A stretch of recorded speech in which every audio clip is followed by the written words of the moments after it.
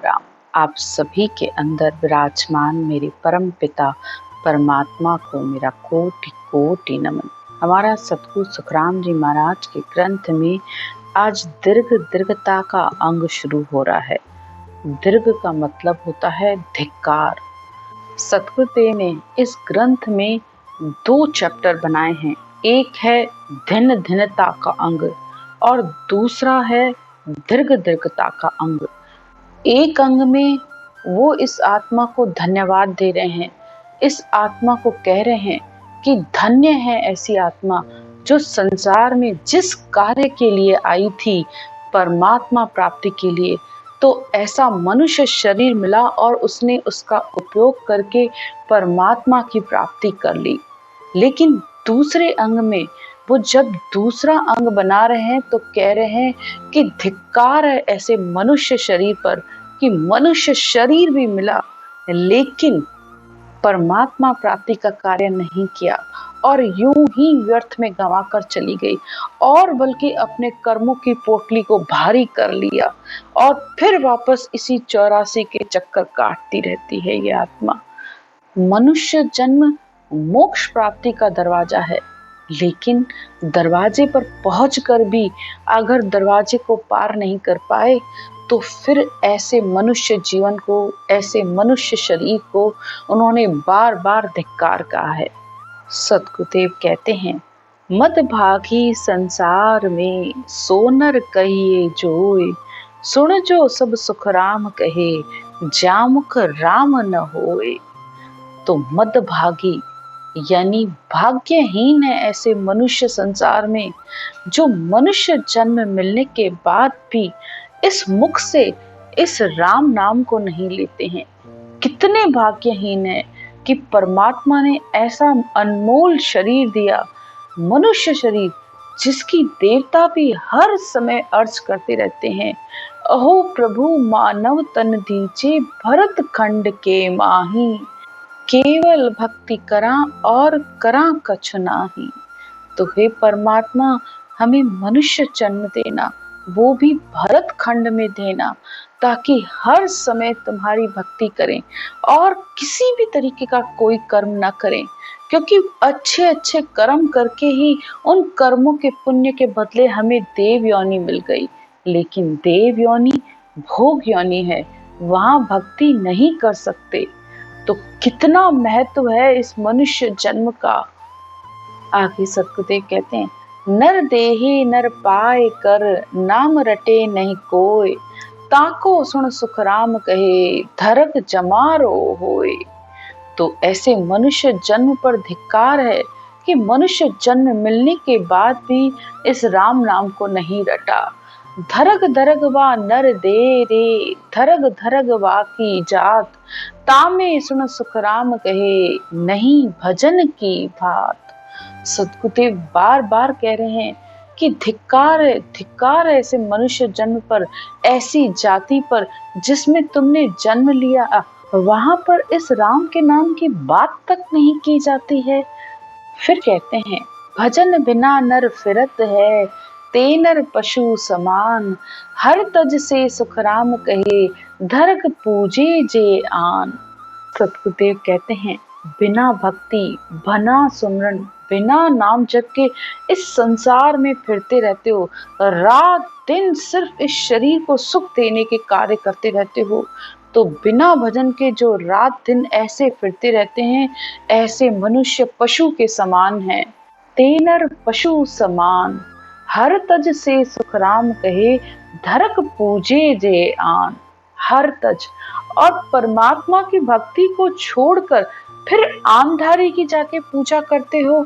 आनधारी यानी शरीरधारी की पूजा करने लग जाते हो, यानी परमात्मा की भक्ति तो करना चाहते हो और परमात्मा को पाना भी चाहते हो, लेकिन उसके बीच में फिर वापस उस शरीरधारी की पूजा करने लग जाते हो।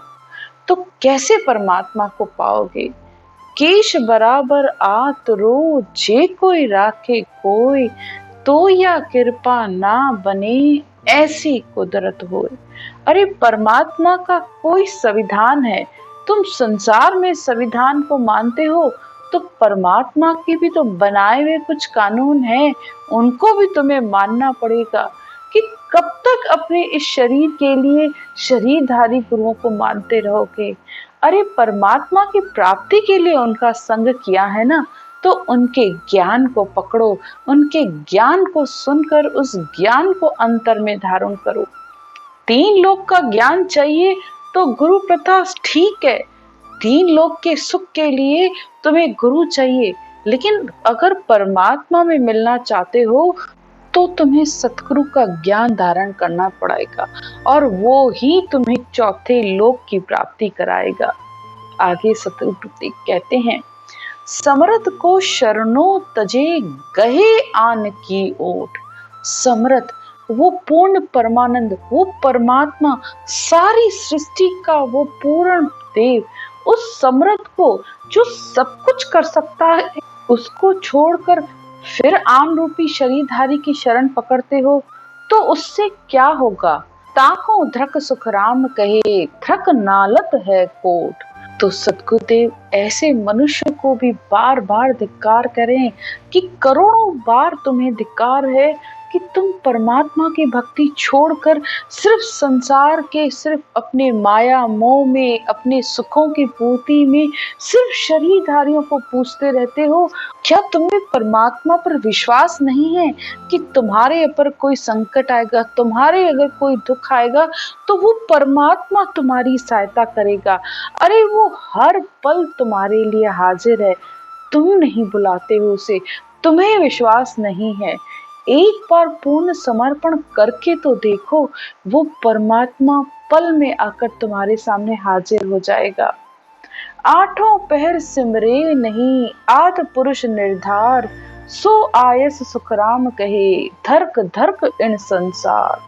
सतगुरुदेव कहते हैं कि मनुष्य जन्म मिलने के बाद भी तुमने उस पर निराधार, उस परब्रह्म परमात्मा की भक्ति नहीं की, ना ही रात ना ही दिन, सारा दिन आठों पहर सिर्फ संसार की गफलत में ही अपना समय गंवा देते हो। तो धिक्कार है तुम्हारे ऐसे मनुष्य जन्म पर कि मनुष्य जन्म मिलकर भी तुमने उस राम नाम को नहीं सिमरा। जंगम होए जाचे नहीं अविनाशी निज देव, धर्क धर्क सो सुखराम कहे लहे न आत्म भेव। अब यहाँ पर सतगुरुदेव खट दर्शनियों की बात कर रहे हैं।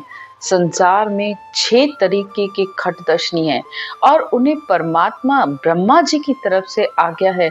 वे संसार में भक्ति का कार्य करते हैं और संसार को भक्ति मार्ग दिखाते हैं, जिसमें जोगी, जंगम, साधु, सेवड़ा, सन्यासी और ब्राह्मण, दरवेश, ये सब खट दर्शनी कहलाते हैं। ये ब्रह्मा जी की आज्ञा से है। लेकिन सद्गुरुदेव यहाँ कह रहे हैं कि तुम जंगम होकर भी उस ब्रह्म के देश की जानकारी नहीं कर पा रहे हो, तुम्हारे पास उस सतशब्द का ज्ञान ही नहीं है। वो पूर्ण ब्रह्मानंद अविनाशी है, जो निरंजन निराकार ब्रह्म है, उसकी तुम्हारे पास जानकारी नहीं है। तो फिर तुम जंगम क्यों बने? तुमने क्यों घर को छोड़ा है और क्यों संसार को तुम ज्ञान देते रहते हो, जबकि तुम्हारे पास खुद के पास उसका भेद नहीं है। बैरागी होए ब्रह्म को नेचल धरे न ध्यान। वैरागी हो गए हो, घर त्याग दिया है, लेकिन फिर भी तुम्हारे पास उस सत्शब्द का ज्ञान नहीं है, उस धुन का ध्यान नहीं करते हो। ताको धृक सुखराम कहे ग्रह तज भुगते काम। तो फिर तुमने घर को क्यों त्यागा है? क्यों घर को छोड़कर अपनी कामनाओं, अपनी इच्छाओं की पूर्ति के लिए दर दर भटकते रहते हो? तो सतगुरुदेव कहते हैं कि धिक्कार है, बिना ब्रह्म भक्ति के जो भी संसार में चल रहा है उस मनुष्य को धिक्कार है। बैरागी होए राम सू लिव लगाई नाय। वैरागी होकर भी तुमने राम परमात्मा से अपना प्रेम नहीं किया, उसमें अपनी प्रीत नहीं लगाई, लगन नहीं लगाई, न बैठ के उसका सिमरन किया। ग्रह तज धृक सुखराम कहे फिर बस्ती में जाए। तो धिक्कार है उसको, अपने घर को छोड़कर बार बार फिर दूसरों के घर में क्यों घुसते रहते हो? तो घर को छोड़ा ही क्यों? फिर घर में रहकर ही भक्ति करनी चाहिए थी ना। यहाँ सतगुरुदेव हर बात ज्ञान से कह रहे हैं कि संसार में अगर भक्ति मार्ग पर चल रहे हो, लेकिन भक्ति मार्ग पर चलकर भी परमात्मा को छोड़कर फिर संसार में अपनी कामनाओं की पूर्ति में लगे हुए हो, सतगुरुदेव उन लोगों के लिए कह रहे हैं। अब सतगुरुदेव जति के लिए कहते हैं, जति होय जगदीश को तन मन अर्प्या नाय, ताको धक सुखराम कहे तज उल्टा विष खाए। जति होकर, जति उसे कहते हैं जिसने कभी भी गृहस्थ आश्रम को नहीं अपनाया, हमेशा जतिपना धारण किया है। यानी संसार में हर वो जतन करता है, स्त्री से परे रहता है, स्त्री का मुख भी नहीं देखता, गृहस्थ से दूर रहता है, लेकिन सतगुरुदेव कहते हैं जति होकर भी जगदीश की तुम भक्ति नहीं करते।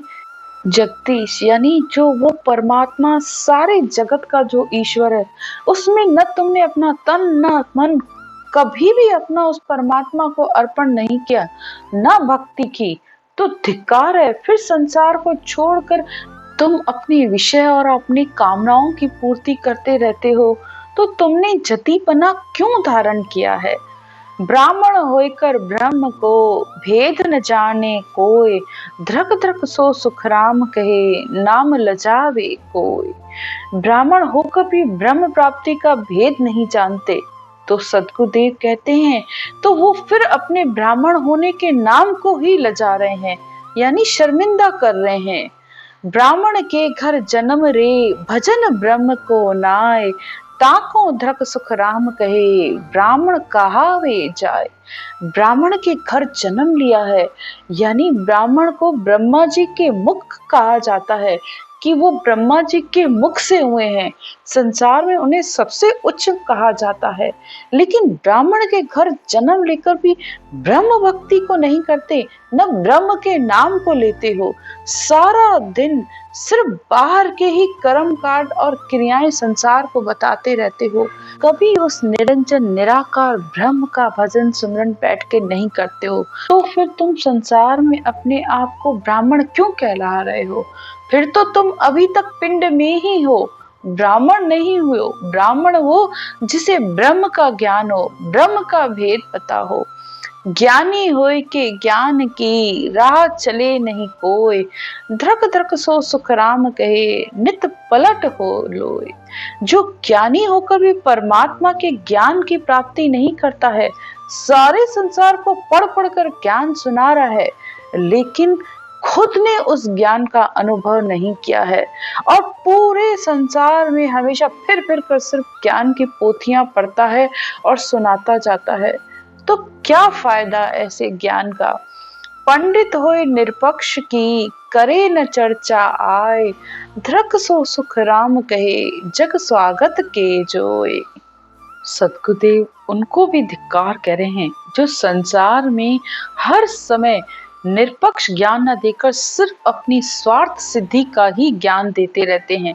जो संसार को ज्ञान अच्छा लगता है, बस वो ज्ञान सुनाते रहते हैं ताकि इससे उनके उदर की पूर्ति हो सके। तो सतगुरुदेव कहते हैं कि धिक्कार है ऐसे मनुष्य को कि ज्ञान की अगर समझ है तो भी अपने स्वार्थ के वश होकर संसारियों को भटकने के लिए छोड़ देता है, उन्हें परमात्मा प्राप्ति का रास्ता नहीं बताता। धृक ज्ञानी धृक भेष सो जे हरि रत्ता नाय, धृक दुनिया सुखराम कहे से पूजन को जाए। उन ज्ञानियों को, उन भेषधारियों को सतगुरुदेव धिक्कार कह रहे हैं जो परमात्मा में रत नहीं है, जिन्होंने परमात्मा प्राप्ति का न रास्ता ढूंढा है और न अपनाया है, न धारण किया है, मिल भी गया है तो उसको अपनी स्वार्थ के वश होकर उसे अपनाते नहीं हैं। तो सतगुरुदेव कहते हैं फिर उन संसारियों को भी धिक्कार है जो उनकी पूजा और प्रतिष्ठा करते रहते हैं, यानी उनको पता भी है कि ये वो असल ज्ञान नहीं है, क्योंकि अंतर में आत्मा तो बोलती ही है ना। आत्मा को तृप्ति नहीं आती जब तक उसको असल ज्ञान नहीं मिलता, जब तक इस मन के भ्रम नहीं खत्म होते हैं तो ये भी चैन से नहीं बैठने देता है। लेकिन हम सिर्फ अपने स्वार्थ के वश सिर्फ चलते रहते हैं और अपना पूरा जीवन ऐसे ही बिता देते हैं। सद्गुरुदेव ऐसे लोगों के लिए कहते हैं, गुरु लोभी शिष्य लालची, दोनों खेले डाव, ए दोनों कहाँ जावसी, बैठ पत्थर की नाव। पत्थर की नाव पे बैठोगे तो डूबोगे। गुरु को ये है कि मेरा चेला हमेशा मुझसे बंधा रहे, उसकी पूर्ति करता रहे, और शिष्य को ये लालच है कि गुरु की कृपा मुझ पर बनी रहे तो मेरा उद्धार हो जाएगा। दोनों ही अपना अपना दाव खेल रहे हैं, लेकिन कहाँ पहुंचोगे इसकी भी तो समझ करो। दोनों नहीं पहुंचने वाले हो, दोनों ही डूबने वाले हैं। तो सद्गुरुदेव कहते हैं कि ज्ञान से समझ कर तो देखो कि ज्ञान क्या कह रहा है। ज्ञान के कहे अनुसार चलो तो तुम्हें परमात्मा प्राप्ति हो जाए। आज की चर्चा यहीं तक। राम राम।